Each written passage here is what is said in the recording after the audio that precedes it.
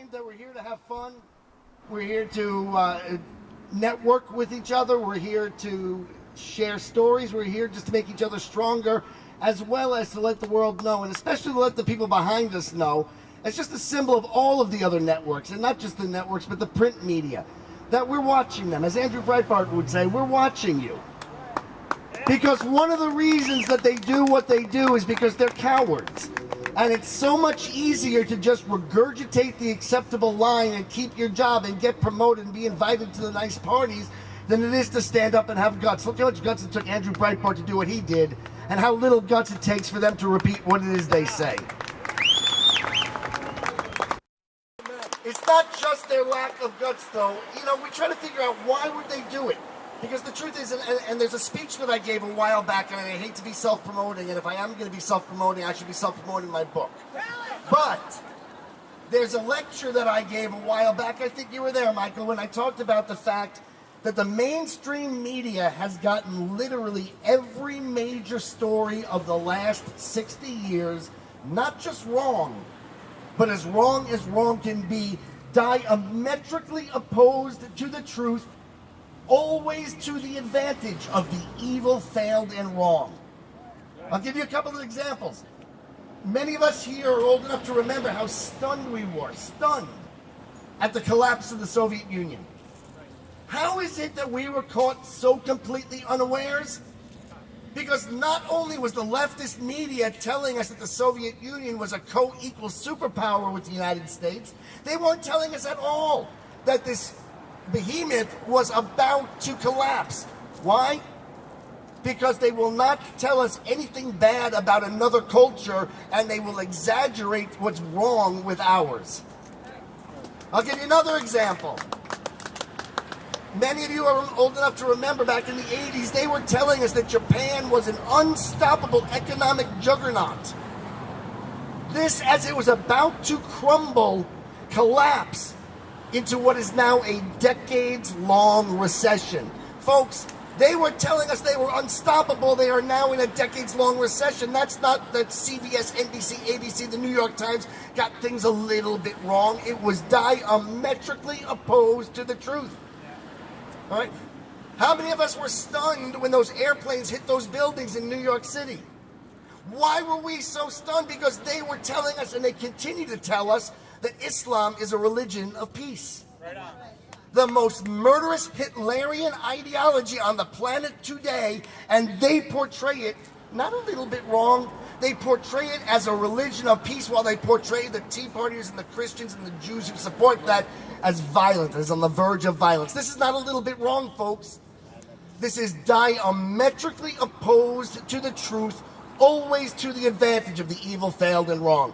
I'll give you a couple more examples. You remember on CNN, CBS, NBC, ABC, NPR, you name it. They were telling us that our mission in Iraq was a failure. That the streets were so chaotic that virtually no Iraqi would go out and vote, and those who did would be gunned down by Al-Qaeda. What then actually happened? Millions of Iraqis went out and voted. A higher percentage of Iraqis went out and voted in that election than Americans voted in our election, which had taken place just a few weeks prior. Not only did millions of Iraqis go out in the street and vote, they dipped their fingers in purple and they danced in the streets for hours. Folks, they didn't get it a little bit wrong. You can go all the way back to the Tet Offensive, when these same people with the same ideology were telling us that the Tet Offensive was a back-breaking defeat for freedom and liberty and democracy, when in fact it was a war-ending defeat for the most murderous ideology on the planet today. Folks, they're not just a little bit wrong. They're not just a little bit biased. They are utterly and completely corrupt. Right. Yeah. Right on. But there's a reason for this corruption, and it's not just that they're Marxists. Come on, Katie Couric's not a Marxist, she's a schmuck. She doesn't know anything about Karl Marx. She doesn't know anything about Das Kapital. She doesn't know anything about anything. She's a schmuck. Yeah. So why does she do it? In part, it's because she's a coward. Because she wants to keep her job. But there's another reason. It's because there is not one line of difference, not one, between a moron and a liberal. They will support exactly the same policies. In fact, I think I will push my book. The name of my book is The Kindergarten of Eden: How the Modern Liberal Thinks and Why He's Convinced that Ignorance is Bliss. There are two important things that you have to understand about what leads these idiots. Because they are not, you know what, I don't even mean they're particularly idiotic. They're typical idiotic. They graduated from school, you know, they probably binge drink, projectile vomited, played hacky sack, went wild for the pornographer's camera on spring break, whatever, you know, the things we all did. Oh, did I just reveal something about myself? The difference is that they never went to the next level, which is to grow up and get a job. Yeah. There is a fundamental difference between those who vote Democrat and those who vote Republican, and it is this. The people who vote Democrat overwhelmingly have never had a job. They have never done anything but talk. Right. That's what you do in the media. The job of the reporter is to report about the people who do things so that the other people who do things can know what the people who do things were doing. But they don't do anything. And when all you do is talk, and if you look at all of the industries that we associate with leftism, you've got entertainment, the actor talks. You've got academia, the professor talks. You've got journalism, the journalist talks. In fact, if you could cut off the journalist's body, he would still be able to do his job as a talking head. And so you have these people who went through school like we did, being told they were great for self-esteem purposes like we did. Then we got out into the real world and we found out, you know what? We're not that great, we better make ourselves better. They never learned that they're not great. And in fact, they sit there and they have makeup people putting makeup on them, telling them how great they are. And they have people come in who do their hair who tell them how great they are. And they are literally, and this is the... Did I mention my book? Yeah. Do it again. I can't help it because my book is everything. Truly, it's been called the unified field theory of liberalism, so any speech I give is going to come back to it. But they are quite literally morally and intellectually retarded at the level of the 5-year-old child. And I am far from the only one to have observed this. In fact, they admit it themselves if you think about it. They wrote a book and then turned it into a literary phenomenon. That would be phenomenon. Called All I Ever Need to Know I Learned in Kindergarten. And so what do you learn in kindergarten? That everybody's nice, everybody's good, everybody's equal, everybody's... And so when they see the Palestinians murder the Jews of Israel, they go, well, those nice Palestinians must have a reason, and then they go look for the reason. When they see the Muslims fly those airplanes into those buildings, they go, well, the Muslims must be nice people, so what did we do to provoke them? All right, it's not that they're Marxists, it's not that they're leftists, it's that they're 5-year-old children who have been taught that you're not allowed to recognize right and wrong, good and evil, better and worse, truth and lies.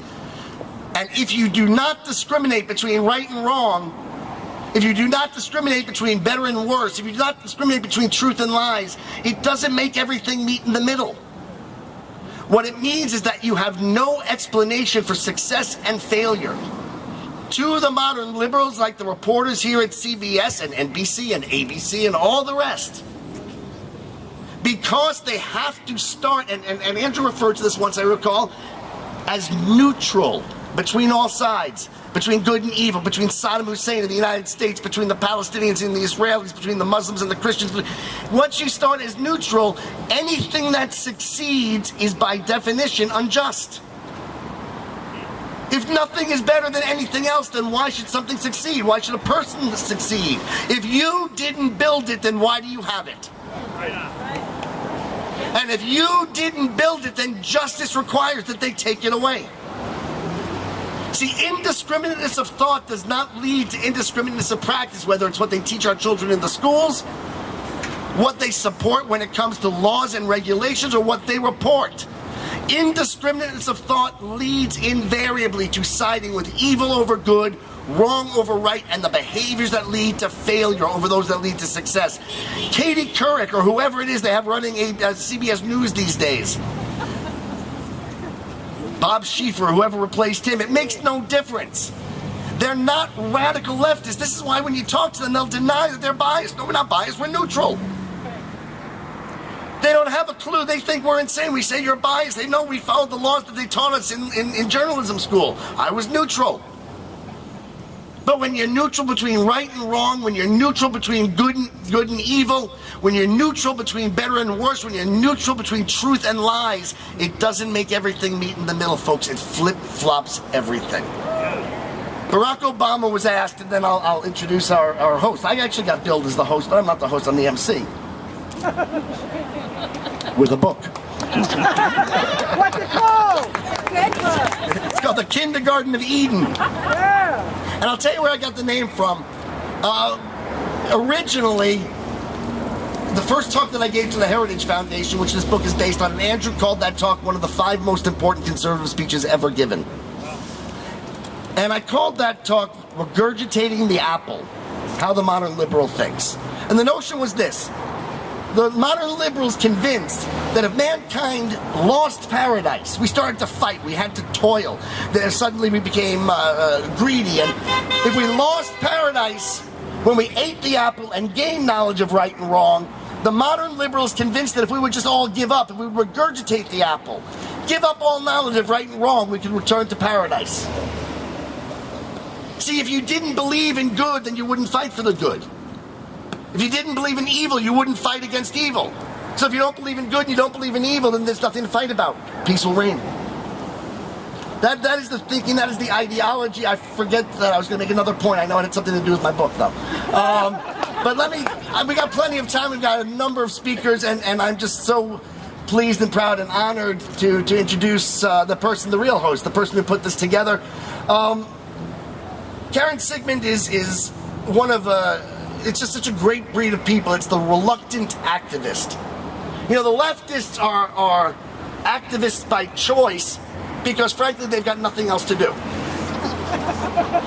Right? They're not going to go to their jobs. They're not going to go to their homes. They're not going to go to their family. What are they going to do? So we have a whole bunch of people. I had no interest in being an activist. Andrew had no interest in being an activist. But nonetheless, Karen is one of the new breed of reluctant activists. She's a mother of 2. She's an educator, a scientist, and she's deeply concerned with her country. She never in her wildest dreams imagined she'd be here, but as the daughter of a man who grew up not in Hitler's Germany, she is personally and highly aware of what creeping fascism, what a creeping loss of rights and freedoms are about. And she takes these dangers extremely seriously, and she's grateful for the nation that we continue to have. That shining city on the hill is what she calls this, and she's right, it's the last best hope.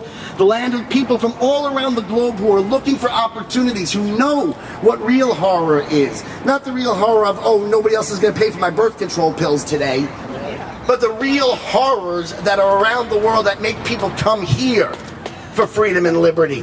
So let me introduce, once again, the host, the person who's put this all together, Karen Siegemund, everybody. Where is Karen?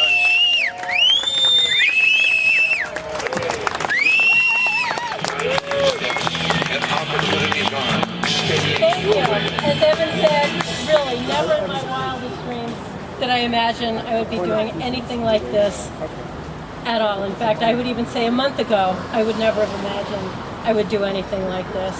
I am not an activist. I am a school teacher. I am a mother of 2. I'm an educator. I just cannot even believe this. And it's really a remarkable thing. And I thank you all for coming.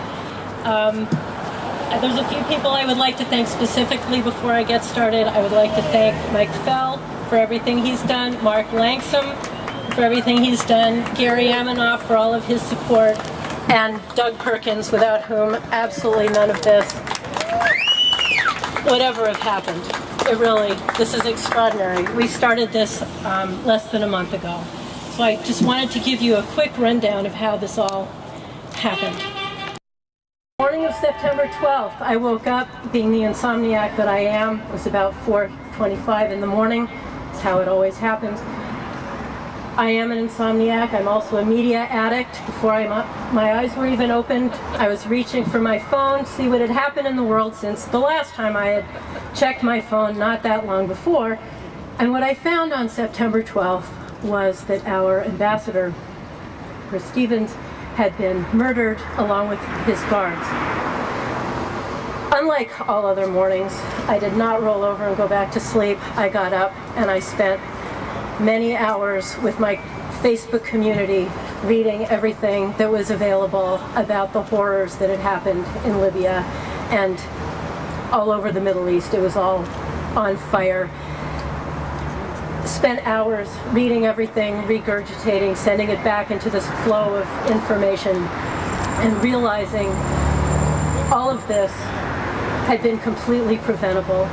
All of this was a direct result of all the policies of President Obama and his Secretary of State, Hillary Clinton, who had been chosen not for any ability that she had, but because it's wise politics to keep your enemies closer.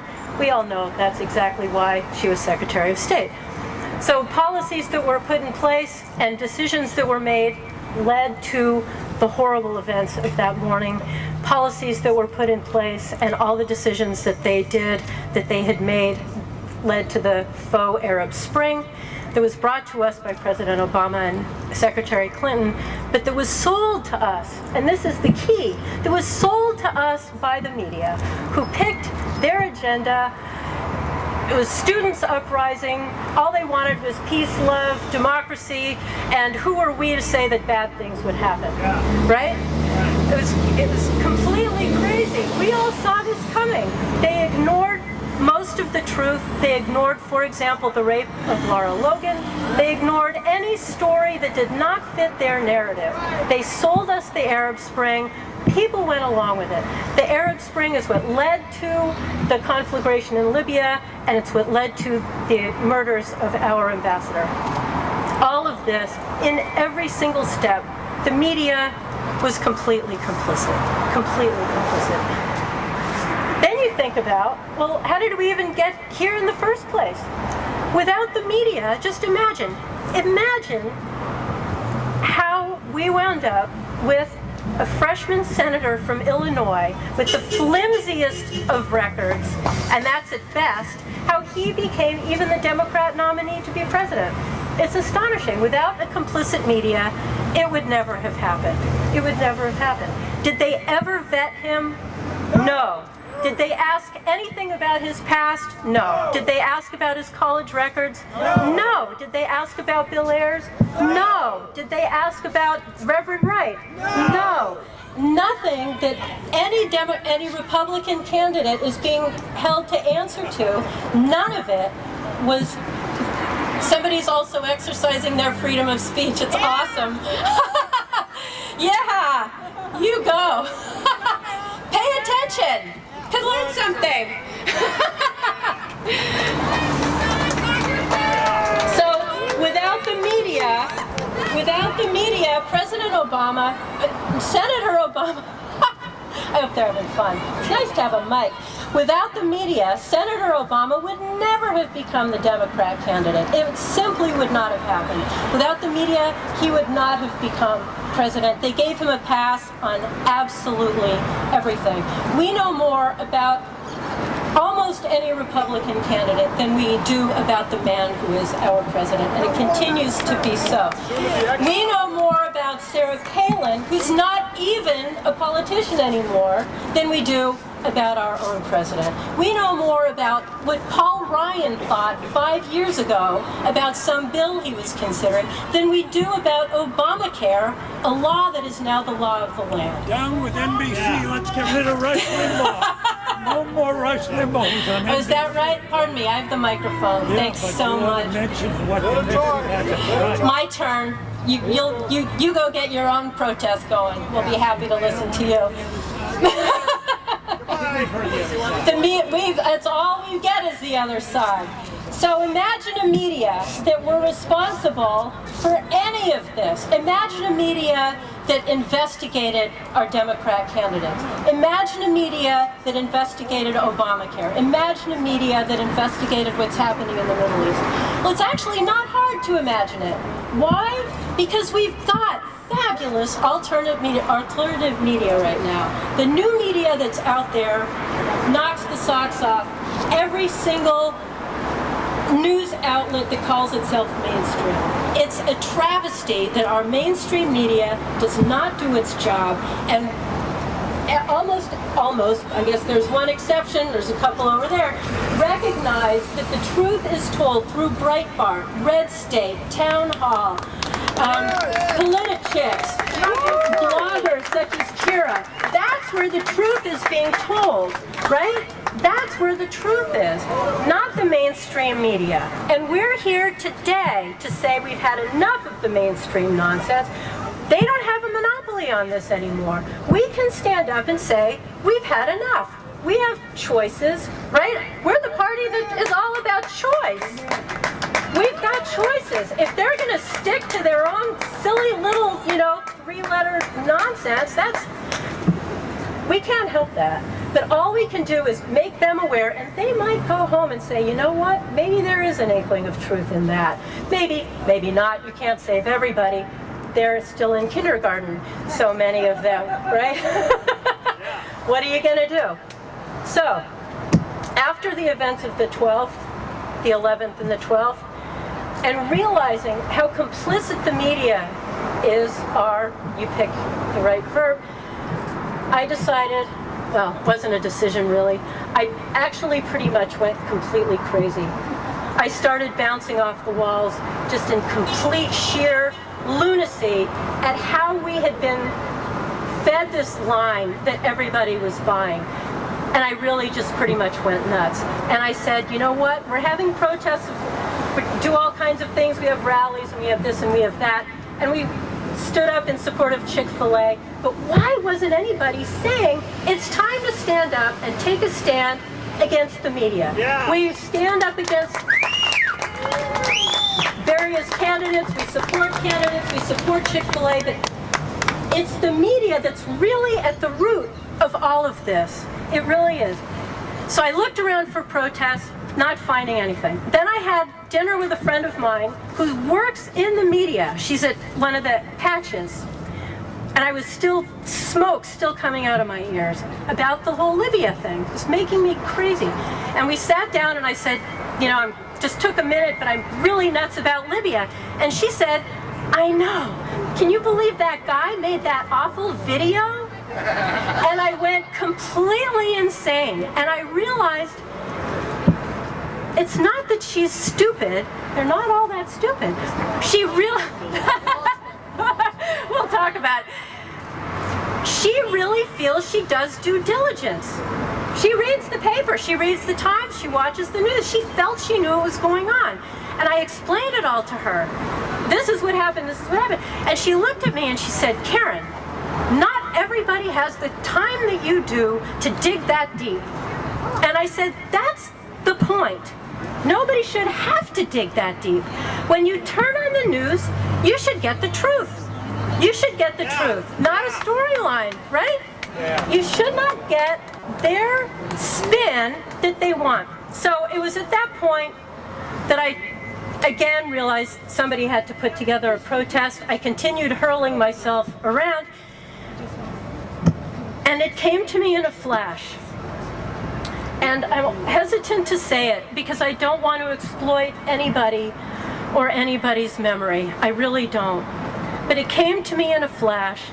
What would Andrew Breitbart do? Yeah. And I knew Andrew would say, you gotta go do something. Yeah, come on. Social media is incredibly powerful. That's why we're all here right now, right? Through some form of social media, all of us. That's how the word gets spread. Social media is great. But that day on the 12th, as I sat there furiously on Facebook, it can also just be circus for us. We can just sit there happy as a clam and feel we accomplished something. And sometimes we do. But there's a time when you get off your butt and go do something and say, we're not not taking this anymore. And that's how this was born. That's how Rage Against the Media was born.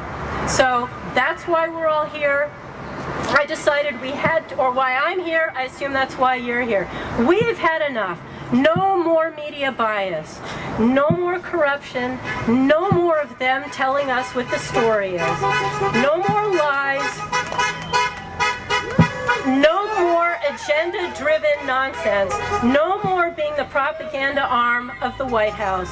No more propaganda for the liberal left. No more propaganda at all. It's time for them to be journalists and to be the responsible for the state that we require.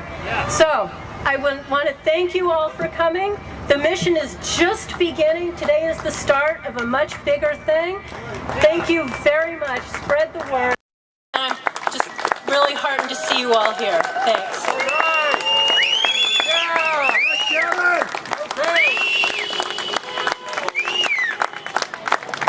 Karen, let me explain to you that your friend is not stupid. They're not brain damaged.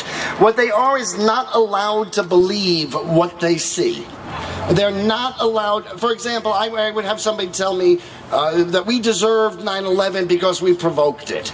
All right? And then they'll say, well, what did we do to provoke it? Well, we support Israel. And I'd say to them, okay, let's give you your basic point that America and Israel are evil and the Muslims had absolutely no choice but to murder us on 9/11. How do you explain the Muslims murdering children in Beslan, Russia? All right, Russia doesn't support America. Russia doesn't support Israel. How do they explain Muslims killing Hindus in India? And now they're aware of these attacks, but they're not allowed to put it together because they have to think in reverse. They have to start with the kindergarten notion that everybody's equally good and everybody's equally right. So when somebody does something horrible, they have to invent the provocation. It had to have been that stupid video from 6 months earlier. If they had thought about it, wait a second, that movie's been out, nobody in the Middle East has seen it, this makes no sense at all. But it doesn't matter to them that it makes no sense because they have to find something to explain because otherwise they have to give up their entire ideology. Now, as far as where to turn for true news, there's a way to know the answer. You see, one of the reasons that we tend to care on our side and the other side doesn't care what the truth is because, again, they tend to work in fields. They tend to either be children in school who don't have a job yet, who don't know anything about the real world, or people in the rhetoric industries where truth doesn't matter because talk is cheap. But the people who care about the truth all turn into Fox News. Now, there's a way to know whether Fox News is better than CBS or CNN. There's a way to know, which is to listen to their reporting and then see what then comes to be. Because as I pointed out earlier, if you trusted CNN for your source of information leading up to the vote in Iraq, you thought nobody would vote. If you watched Fox News, you knew a lot of people would vote. What then happened? A lot of people voted. All right, if you trusted the New York Times as your source for intelligence during the first battle to liberate the people of Iraq, you were being told that our forces were pinned down, that it was a bloodbath. The New York Times even used the word, help me here, it starts with a Q. Quagmire. What then happened? 3 weeks later, our troops arrived in Baghdad, having accomplished the swiftest military victory of its kind in all of human history. The New York Times wasn't a little bit off. They were diametrically opposed to the truth. But if you watched Fox News, when our troops arrived in Baghdad 3 weeks later, you were far better prepared for what then came to be. If you trusted the leftist media during this Arab Spring thing, you were told they were going to be Jeffersonian democracies. They finally were going to join the rest of the world in peace. And if you watched Fox News, you heard people like John Bolton say, we got to watch out for the Muslim Brotherhood because they're organized and now a year later what in fact has come to be. So if you care about the truth, then you have to go to whichever network and whichever source provides you with intelligence that lets you act upon it, that really then comes to be. And time and time and time and time and time and again, CBS and NBC and all the other monolithic leftist media outlets get the story completely wrong while Fox News gets it right. It's just absolutely that simple. All right, let me introduce the next act because I know that she can deal with hecklers very, very well. In fact, I'm going to go join the hecklers just to make it a little bit more difficult for her. Kira is a stay-at-home mom. She's a blogger. She's the host of a popular internet radio show, The Dark Side with Kira Davis. Her YouTube videos and commentaries have garnered over 1.1 million views. And her last brush with the mainstream media came in September when she was kicked out by MSNBC at the Democrat National Convention because, God forbid, there should be another point of view. Please welcome from Politichicks, and I'm KiraDavis.net, and a dear friend of mine, and I'm looking forward to a hug, Kira Davis, ladies and gentlemen. Hello, good afternoon. Welcome. It's a pleasure to be here today. I want to thank everybody for coming out, and I know it's hard for Californians. You know, even if there's like a cloud in the sky, we're like, oh, I don't know, what's the weather going to be like? So you guys are, according to California law, brave. But Karen asked me to be here. Karen and Doug Perkins, also a good friend of mine, asked me to be here today to kind of share my experiences with the media. I don't know, some of you may not have had the opportunity to see my blog, which you can find at KiraDavis.net, but I've got a little video on there, and it's my version of an apology to President Hamid Karzai on behalf of America, and I made it for America after I was very frustrated with the response to the violence after it was reported some Korans were burned in Afghanistan, and it has over 1.4 million hits on it. And a lot of people ask me, how did that get so many hits? Why is it that so many people have seen that? Because I surely don't believe that it was 1.4 million conservatives tuning into YouTube to see that. And it made a splash nationally. The reason is because Americans know the truth when they really hear it. Americans understand that there are some things that are fundamental to being American. I was born and raised in Canada. I'm from Canada. I love Canada. It's a great country.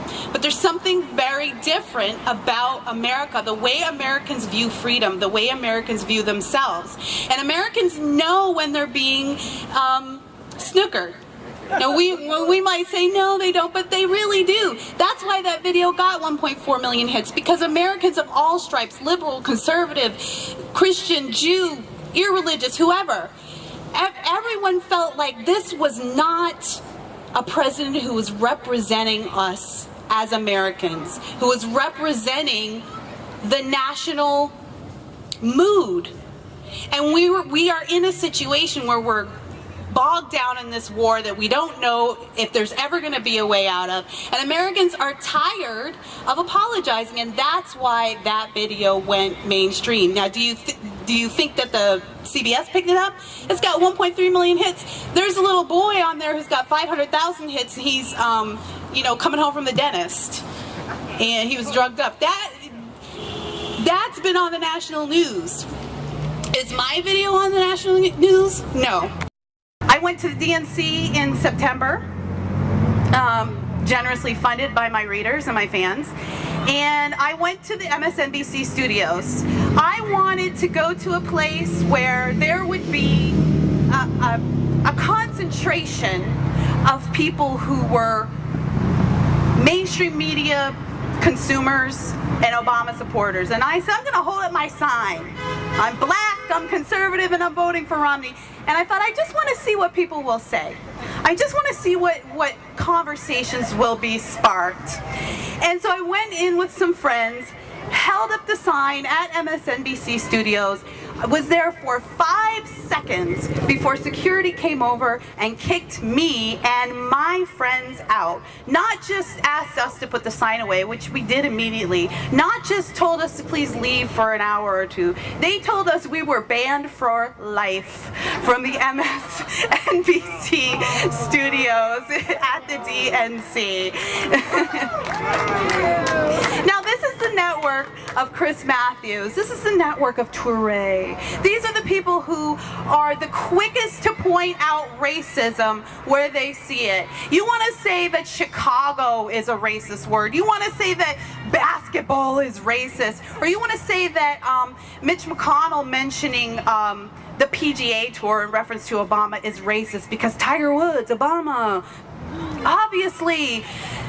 But the lone black conservative that was there that day in a group full of white people gets kicked out. Not just kicked out, told to leave, banned for life. Not one peep from Chris Matthews or those great defenders of minorities in the mainstream media. Because the truth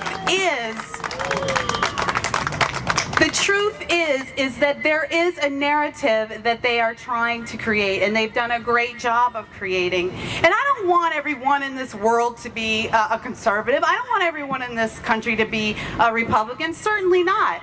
I just don't want my media to be liberals. I want them to give me the information and then let me decide for myself. When did making your own decisions based on solid information become evil? When did that become something that we ridicule? When did that become something that people would stand on a corner randomly across the street and heckle? What is that? How is that an idea that is bad? Make your own choices. I don't care if you want to go vote for Obama, you do that. Just make an informed decision. Don't believe one source of news. Go get your news from multiple sources so you can be informed, so you can say, you know, I've done my research and I'm confident in where I stand. I've done my research, but I had to do that on my own. Newsweek is going out of print. Newsweek is going into, Newsweek has moved to digital media. Let me tell you, Newsweek is the reason why I'm a conservative today. I was a socialist, liberal my whole life, born and raised. Felt comfortable with that. I felt it was the compassionate thing to do, even as a born-again Christian. I was pro-choice. We're out there, we are. I really believed in the socialist system. And I had a friend who challenged me to notice bias in the media, and I said, no, it's not. They're just reporters. Newsweek was my favorite magazine. Well, Newsweek isn't biased. They just report the news. It's just the news. He said, well, ask yourself what questions they're asking you in the news. And this was during the Bush-Kerry elections. So that's all right. I'll do it. I'm going to start taking tabs on these stories. I'm not going to go back to my friend and be like, you're just a crazy right-wing extremist, you know. And I did, but I did make the effort to be objective about what was coming in the mail and the magazine. And I did notice a lot of the stories, there were all positive, glowing stories about John Kerry. And every story about George Bush was about the evil Karl Rove, and he's a puppet master. And I thought, well, yeah, but I mean, he is, right? So that's just reporting the truth. They're just reporting the truth. Karl Rove is an evil puppet master. Then I got a magazine, and it was two-sided. On one side was an expose on the Bush campaign, and the other side was an expose on the Kerry campaign. And I said, this is it. This is the objectivity I've been looking for. I'm going to take this magazine to my friend, and I'm going to show him, look, it's time for you to, like, relax. Get away from those crazy right-wingers who are always going on and on about America, weirdos. And I'm going to show him that I was right. But then I read the articles. And the entire Kerry article was from the perspective of how can Kerry win the election. And the entire Bush article was from the perspective of why George Bush is running such a horrible campaign. And it was that day that I thought, you know, I've been wrong. I've been wrong about objectivity. And if I'm wrong about this, what else am I wrong about? And it started me on a journey which took a few years, even after September 11th, started me on a journey to finding out what I've been wrong about.